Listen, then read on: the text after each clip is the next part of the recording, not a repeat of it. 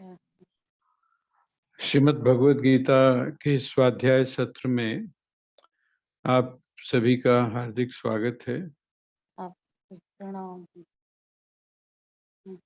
आप सभी जानते हैं कि आज एक विशेष दिन है और वो विशेष दिन इस मायने में है कि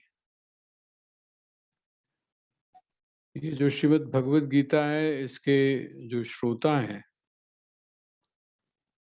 उन श्रोताओं में से एक श्रोता का दिन। हम लोग भगवान श्री कृष्ण और अर्जुन का संवाद तो हम रोज आपस में चर्चा कर रहे हैं, लेकिन आप इस बात को बड़ी भली प्रकार से जानते हैं कि ये जो संवाद चल रहा है, इस संवाद को दो लोग हैं सुनने वाले, एक डायरेक्टली हैं और एक इनडायरेक्टली। कुछ लोग इसको डायरेक्ट सुन रहे हैं, कुछ इसको इनडायरेक्ट सुन रहे हैं। संजय इसको सुन रहे हैं, दिव्य दृष्टि उनको मिली है, उस दिव्य दृष्टि के कारण वो इसको सुन रहे हैं, दूर हैं बैठे हुए वो, और वहां से वो सुना रहे हैं किसको? वहां से वो सुना रहे हैं महाराज धृतराष्ट्र को, क्योंकि महाभारत का जो वर्णन है, महाभारत का जो वर्णन सुना रहे हैं, उसी वर्णन में श्रीमद् भगवद गीता का भी जिक्र आता है। इसका मतलब एक तो वो हैं जो दूर बैठकर सुन रहे हैं और सुना रहे हैं, तो दो तो वो हो गए श्रोता, और एक श्रोता बिल्कुल आमने सामने बैठा हुआ है। और वो श्रोता कौन है? जिसके माध्यम से हम रोज चर्चा कर रहे हैं, अर्थात श्री कृष्ण जो है वो जिसको सुना रहे हैं, और जो सुन रहा है अर्थात अर्जुन। एक श्रोता और भी है, उस श्रोता की तरफ आम तौर पे हमारी नजर नहीं जाती, और वो श्रोता बड़ा विलक्षण है। वो श्रोता कैसा है? वो जो दूर बैठे हुए हैं उनकी बात तो अलग है, लेकिन जो हमारे यहाँ की जो परंपरा है, उस परंपरा के अनुसार जो शिष्य है वो नीचे बैठता है और गुरु ऊपर बैठता है। लेकिन यह मामला बिल्कुल उल्टा है। यहाँ पर जो श्रोता है वो नीचे नहीं बैठा हुआ है, बल्कि वो श्रोता ऊपर बैठा हुआ है। ऊपर का मतलब आप समझ सकते हैं कि जो अर्जुन है, उस अर्जुन का जो रथ है उसका नाम है कपिध्वज। रथ का नाम तो है ही। कपिध्वज का अर्थ क्या होता है कि उनकी जो ध्वजा है, उस ध्वजा के ऊपर कपि बना हुआ है। अब ये जो कपि है, ये कपि शब्द का अर्थ दो प्रकार का होता है। जब आप आध्यात्मिक चर्चा करेंगे तो इसका कपि का अर्थ कुछ और होता है, और जिस समय आप व्यवहारिक चर्चा करेंगे तो कपि का अर्थ कुछ और होता है। कपि किसको बोलते हैं? तो कहते हैं कम कम कम मैंने जल। जल को जो पीता है उसको बोलते हैं कपि। जल को कौन पीता है? जल को पीने वाला कौन है? तो कहते हैं जल को पीता है सूर्य। और वो जो सूर्य है, वो सूर्य भी कपि कहलाता है। इसका अर्थ क्या हुआ कि वह जो कपिध्वज है, देखिए श्री कृष्ण जो हैं, श्री कृष्ण का के सामने बैठे हुए हैं और ऊपर बैठे हुए हैं कपिध्वज। और आप जानते हैं कि ये जो वंश है इस समय भगवान का, वो कौन सा वंश है? वो चंद्र वंश है। और इससे पहले जिसकी चर्चा जहां पर कपि है, वो कपि कौन सा है? तो कहते हैं वो सूर्य वंश है। और देखिए समर्पण की एक बड़ी विलक्षण स्थिति है। कहते हैं कि जिस समय आप किसी भी देवता का यजन करते हैं, यजन मतलब जब आप उसका पूजन करते हैं, तो वो आत्मसात हो जाता है। आत्मसात का अर्थ क्या होता है? आपने कई बार इस बात को सुना होगा कि जिसका आप ध्यान करते हैं, जिसको जिसको आप बार-बार स्मरण में लाते हैं, आप वैसे ही हो जाते हैं।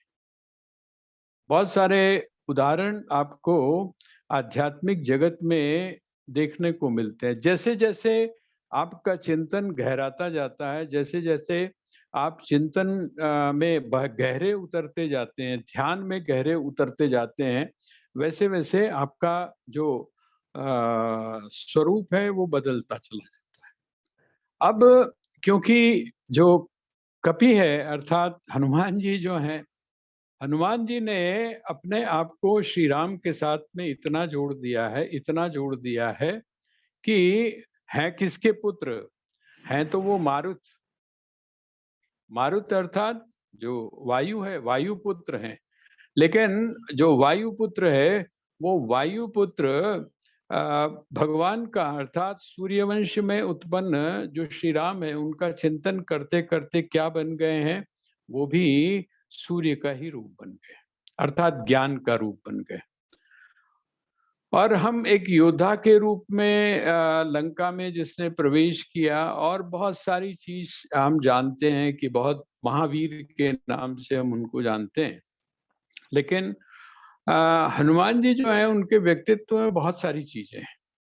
ज्ञानी नाम अग्रगण्यम भी कहा गया है। तो ज्ञान कौन है? तो कहते हैं ज्ञान सूर्य है।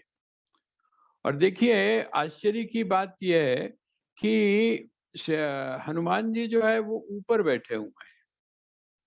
जैसे मैं आपसे निवेदन कर रहा था कि वो एक ऐसे श्रोता हैं जो बिल्कुल उल्टी प्रक्रिया लेकर चल रहे हैं। श्रोता हुँ। ऊपर बैठा हुआ है और जो वक्ता है वो नीचे बैठा हुआ है। यही कारण है आप ने संभवतया न सुना हो कि शाप हो गया था। देखिए मर्यादा का भंग जो है जब भी कोई करेगा, चाहे वो कोई भी क्यों ना हो। जैसे जैसे अगर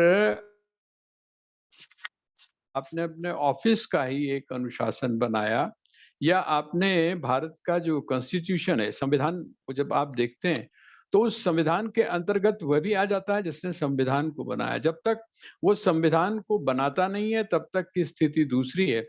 इसी प्रकार वह जो ईश्वर जिसको आप बोलते हैं, वह ईश्वर भी, वह देवता भी प्रकृति का जो नियम है, उस प्रकृति के नियम में आ जाते हैं, मर्यादा, शास्त्र की मर्यादा में आ जाते हैं।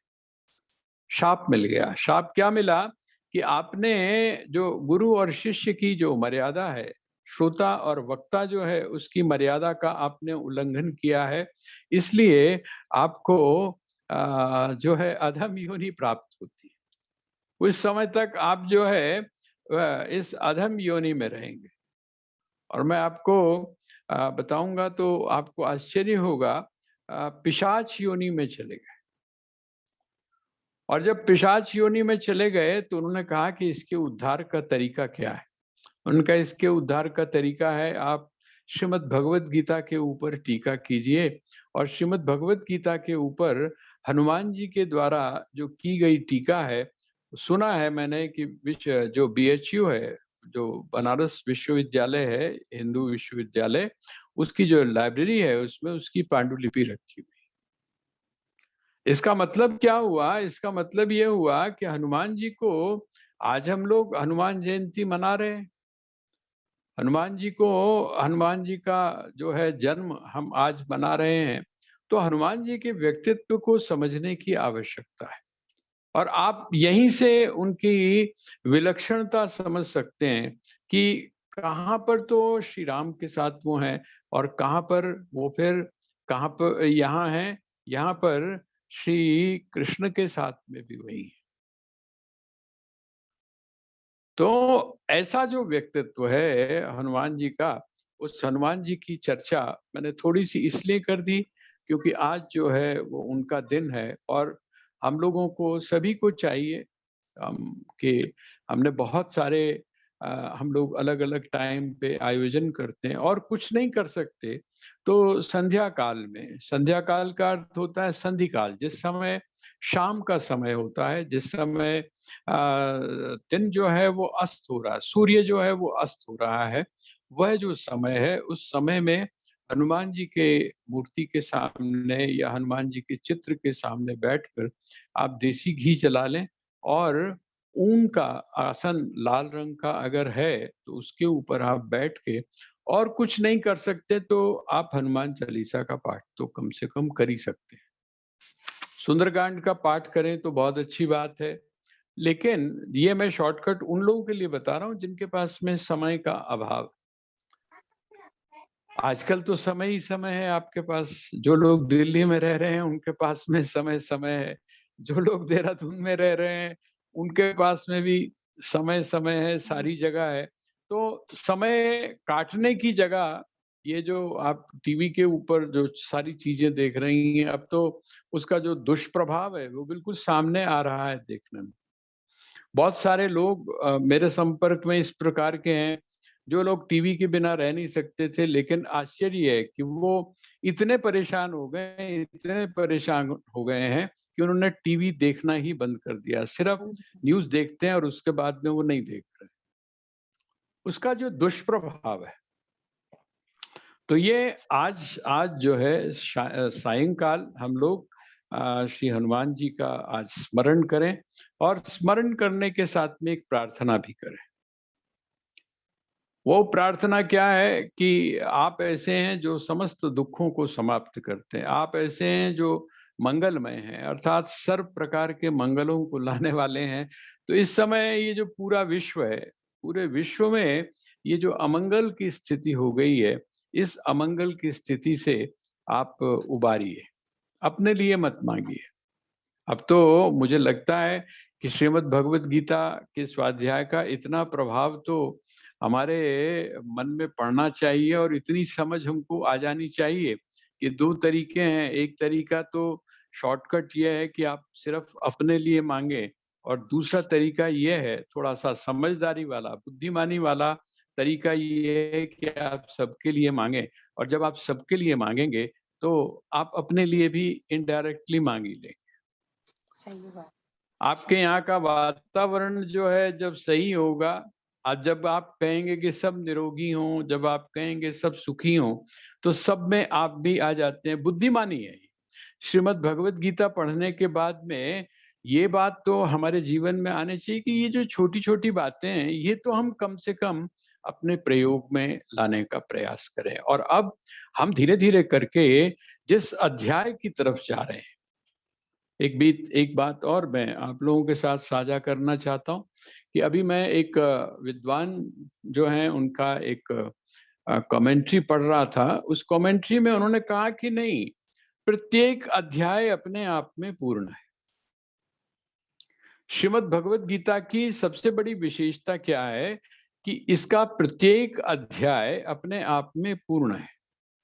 जब आप अगर आप किसी भी एक अध्याय को समझना शुरू कर दें, किसी भी एक अध्याय को यदि आप अपने जिसको बोलते हैं इंटेलेक्ट लेवल पे, अपने हृदय के स्तर के ऊपर, अपने आध्यात्मिक स्तर के ऊपर यदि आप उसके ऊपर एक्सपेरिमेंट करना शुरू कर दें, प्रयोग करना शुरू कर दें, तो आपकी बात बन सकती है। अर्थात ये जो 18 योग जिसको हम बोल सकते हैं श्रीमद् भगवत गीता के, ये 18 योग 18 मार्ग हैं, जिन मार्गों के द्वारा आप उस तत्व तक पहुंच सकते हैं जिसको हम सत्य कहते हैं। उसने तो यहां तक कह दिया कि पूरा पढ़ने की भी आवश्यकता नहीं है। बड़ा मतलब मैं विलक्षण, और जिस समय उसके ऊपर आप बैठकर चिंतन करेंगे तो आपको बड़ा स्पष्ट हो जाएगा। किसी भी एक मार्ग को आप ले लीजिए, किसी भी एक समझ को, किसी भी एक विधा को, ध्यान की या विचारों की या कर्म की, आप किसी भी विधा को आप ले लीजिए तो आपके जीवन में परिवर्तन हो सकता है। तो यहाँ अब हम जो जो चर्चा कर रहे हैं, वो चर्चा हम कर रहे हैं श्रीमद् भगवत गीता का, जो बिल्कुल हम एक तरह से जो 5वां अध्याय है उसके आखिर में पहुंच चुके हैं। और जैसा मैंने आपसे निवेदन किया था कि भगवान की एक शैली है, वो जोड़कर चलते हैं।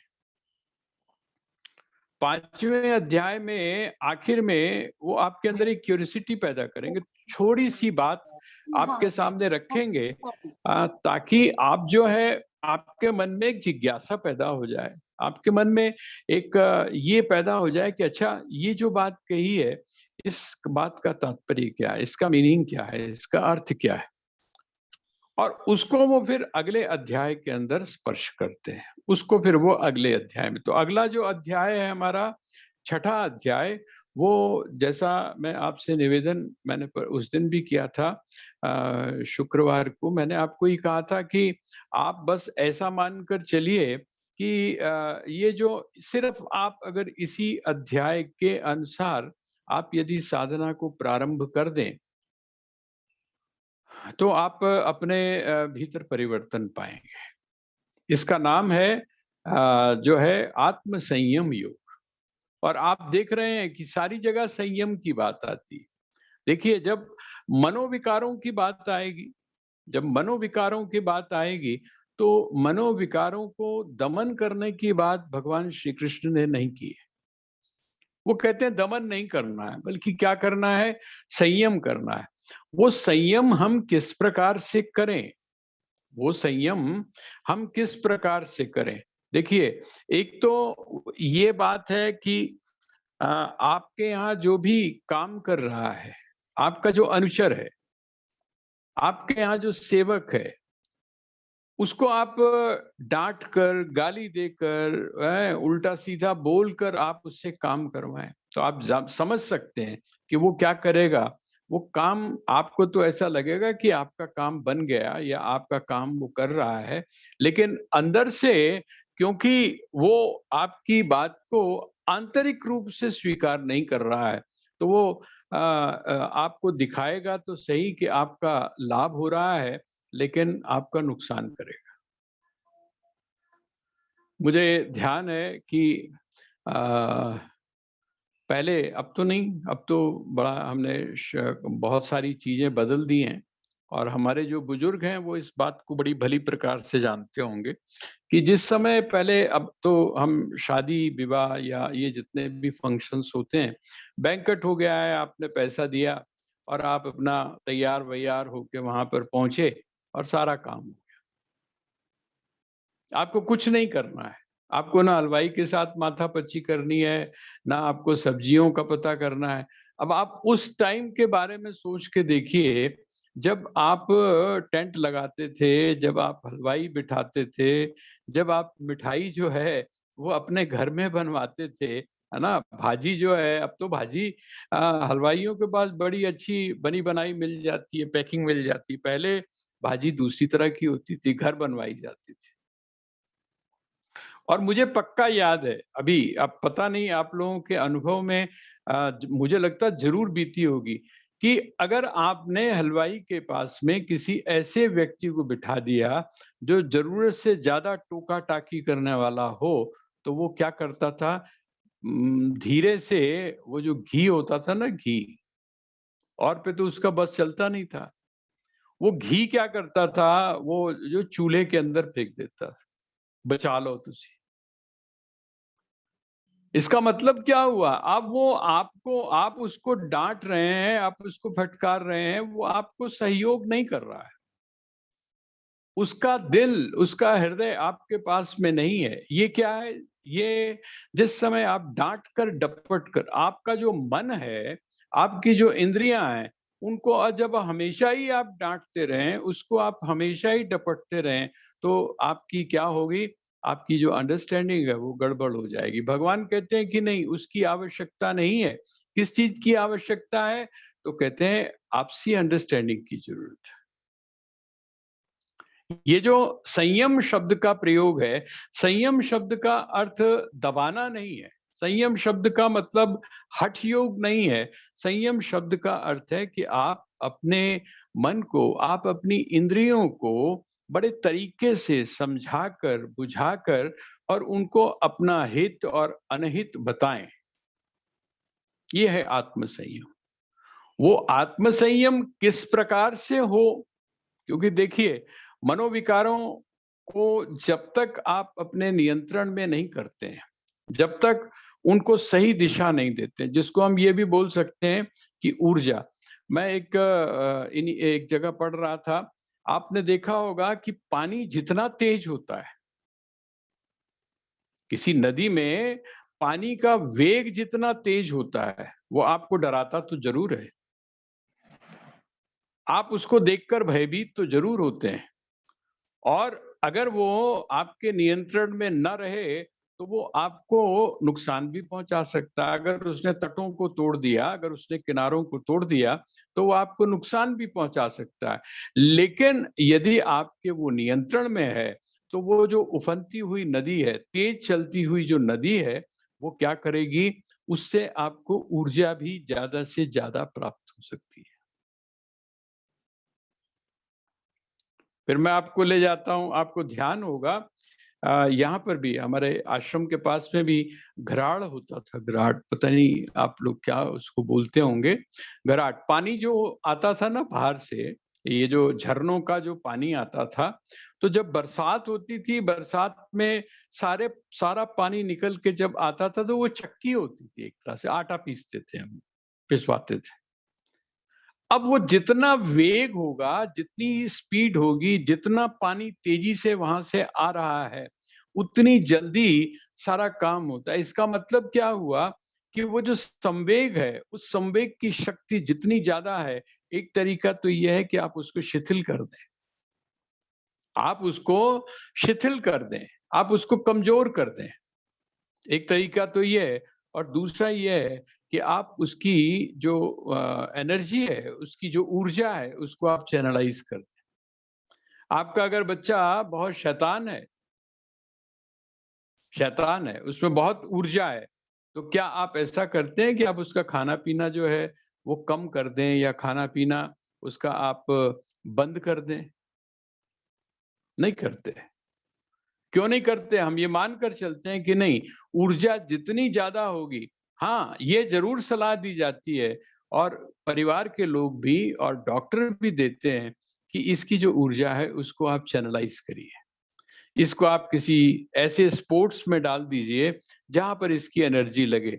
जी, इसको किसी ऐसी आर्ट में डाल दीजिए जहां पर कि इसकी एनर्जी लगे। ये चैनलाइज, ये बस आप यही फार्मूला अपने जीवन के साथ में हम जोड़ कर रखें कि जितने भी, जिसको आप लोग मनोविकार बोलते हैं, जिसको आप संवेग बोलते हैं, इन संवेगों का सदुपयोग करना हम सीख जाएं। और जिस दिन हमने इनका सदुपयोग करना सीख लिया, उस दिन समझ लीजिए आर्ट ऑफ लिविंग, अर्थात भगवान श्री कृष्ण गीता के माध्यम से जो आपको संदेश देना चाह रहे हैं, जो जीवन के बारे में समझाना चाह रहे हैं, आप समझ लीजिए वो आपने जान लिया। आपने देखा होगा कि समुद्र के अंदर उसकी लहरों के ऊपर एक खेल खेलते हैं। वो जो समुद्र की लहरों के ऊपर जो खेल खेला जाता है, मुझे उसका नाम तो ध्यान नहीं है, लेकिन मैंने देखा है कि लहरें जितनी ऊंची होती हैं और लहरें जितनी तेज होती हैं, वो जो खेलने वाला है उसको उतना ही मजा आता है, उसको उतना ही आनंद आता है, वो उतना ही एक्साइट होता है, उसको लगता है कि नहीं, बिल्कुल मैं, मजा आ गया आज। इसका मतलब क्या है, जिसको नहीं तरीका आता है उसके लिए तो वो खतरनाक है, उसको तो वो बहा के ले जाएगी। लेकिन जिसको आता है, वो क्या करता है, कहते हैं कि वो उसका आनंद लेता है। अब आप सोचिए, हम जीवन में सोच कर देखें